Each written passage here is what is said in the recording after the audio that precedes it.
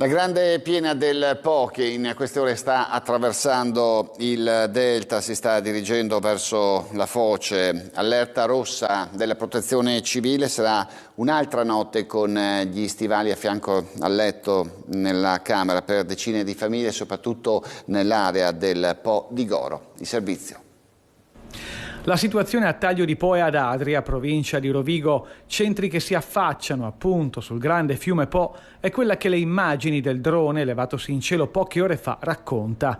Al momento il fiume resta negli argini, per quanto il confine tra la sua potente spinta e i territori vicini, rimasti per il momento all'asciutto grazie agli sbarramenti realizzati artificialmente nel corso degli anni dall'uomo, sia oggi più che mai ridottissimo. La situazione, per quanto critica, non è la stessa rispetto a Ferrara e all'Emilia, dove i problemi di ieri e di oggi sono decisamente più pesanti.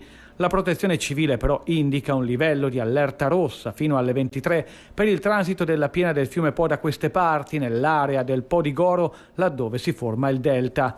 E criticità con piogge anche abbondanti è prevista fino a tutta la mattinata di domani. Chiaro quindi che il pericolo di allagamenti non è scampato. La gente del posto è consapevole che la paura non è passata da queste parti, però la convivenza con il grande fiume Po e il continuo abbassamento, ma soprattutto innalzamento del livello d'acqua, come in questo caso, e della sua portata, ha creato una sorta di preoccupazione consapevole. C'è timore, ma si cerca di essere al tempo stesso fiduciosi e realisti.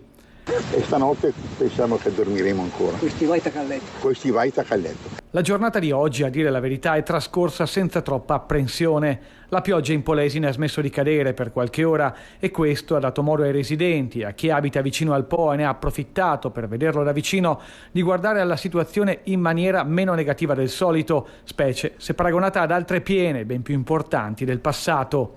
Perché se ne è visti di molto più alto. Magari ancora 2 metri per arrivare a quella famosa degli anni 90, capito? Ne ho viste di più alte da quando siamo a Taglio di Po, perché io sono di Portoviro e anche quando era a Portoviro era più brutto perché da bambina veniva sull'acqua, veniva fuori dall'argine. Adesso qua diciamo che un po' di paura c'è, ma speriamo che vada.